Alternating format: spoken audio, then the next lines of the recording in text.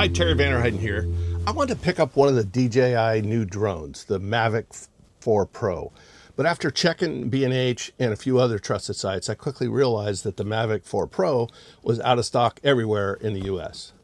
Now that's when I stumbled onto a video from Rick at the YouTube channel Drone Valley. He explained why we can't buy DJI products right now. I'll put a link in the description below. It's really a great video, so you got to check that out. He does a great job explaining the DJI embargo that's in place right now.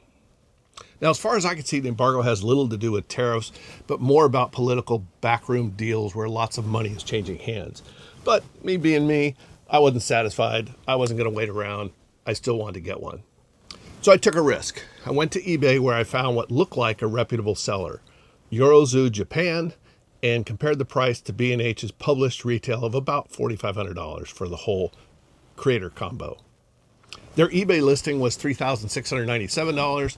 However, once you added in tax and shipping, it basically came to about the same, maybe just a little bit less. While I wasn't looking for a deal per se, I decided to roll a dice and order one. First off, let me say that while I purchased an item from a seller outside the US, this may not be for everyone. If you decide to make a purchase like this, then it's up to you. Be cautious when buying things through eBay and other places like Amazon and whatnot. Now, Eurozoo Japan did everything I expected. The product was shipped the very next day, and a short time later, I was notified that it was safely at my local airport just a few miles away. So I was concerned about several things about this project.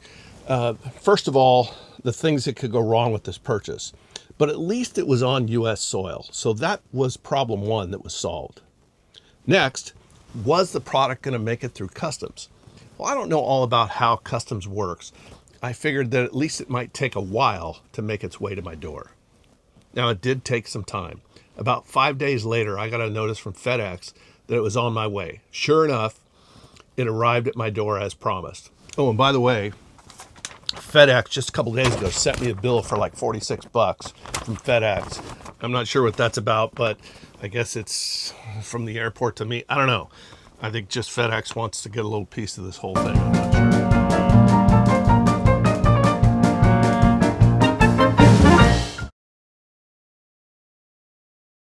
So I got it. Everything was in order. The next hurdle I thought might be an issue would be, will I be able to actually charge it up? Thinking that since I got it from a foreign country, that maybe the chargers will only be for that country.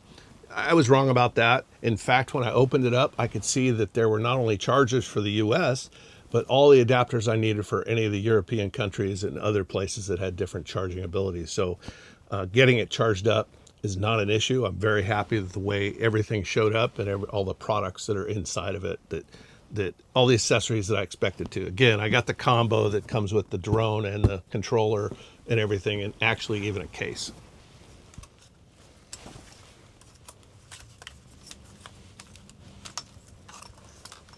So it's kind of cool when you open up the legs. I have it set. It's a setting you can put on that will allow you to have it turn on. So that just makes setting up quite a bit faster. So all you do is pop out the legs and set up the controller. And of course the controller starts up right away too. It's instant start as well. So you're able to fly a lot quicker, which is something that, it wasn't something that I was looking for, but it is a bonus ultimately. And when you're out flying, it makes things go quite a bit faster. So my next concern would be, would I be able to register this on the FAA site, right? So as a commercial drone pilot, I need to make sure that I follow all the rules. And one of the rules is that you have to register your drones with the FAA. And it's not expensive, but it just takes a little bit, and going through the FAA site is a little cumbersome. So what I did is I went online, went in the FAA, signed into my account, and then registered this. Only cost $5. So now they're going to know exactly what drone, who owns this drone when it's flying. The last barrier in my mind was, would I actually be able to fly it? Would it launch? Would it connect up to the US satellites, right? So I took it out and set it up, and within a couple of minutes it was flying, no problem. It flew great, connected to the satellites. I was able to take off. So all of my concerns that I had originally were were solved. It worked out fantastic. I was able to fly without any issues at all. And I got to tell you, the footage is really good, but the reason I got this drone is because of the stills. Because at heart, I'm a still photographer. Yes, I do video, but I like doing stills, and having the ability to send this camera up high and get these angles that I can't get from the ground for my landscapes and some scenics, to me is just fantastic. So this shoots at 100 megapixel and on the wide lens. There's 3 lenses, of course. You guys know all the information probably about this drone. 3 lenses. Also have the ability to have 168 millimeters. So the wide angle is normal is a 28 millimeter, and you go all the way up to 168 millimeters. So having that close-up is kind of cool. I'll see how that's going to work. I'll be able to see if I can do a little bit of compression with that lens with something in the foreground and something in the background. I'll look forward to that. But the stills on this are awesome. I'm loving it. And if you guys are interested, I can do a video on what it's like to be a still photographer with a drone, because a lot of people see, they buy drones for all the video capabilities and flying and turning and rotating and all that stuff. And I do a little bit of that, but what I primarily am interested in is a camera up in the sky, a good still camera up in the sky. And I've learned a few things about shooting stills from the sky. So maybe I'll do a video on that if you guys like. Leave a message in the comments. And if you think you're interested in something like that, maybe I'll do that. So the last thing that I'm concerned with, and I don't have an answer for that yet, is can I repair it? If something happens to this, will I be able to send it in and get it repaired? I don't know at this point. I'm hoping that the embargo business is going to get solved at some point and I won't need to get it repaired before then. So that's what I'm hoping.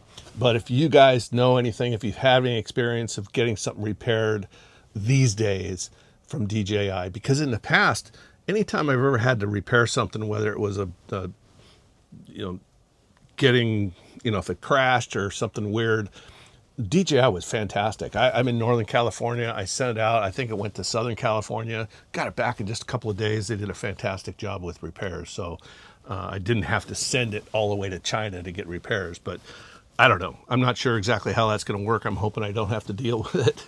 But I might. So if you guys have any info on what it's like to get something repaired these days from DJI, that would really be interesting to know.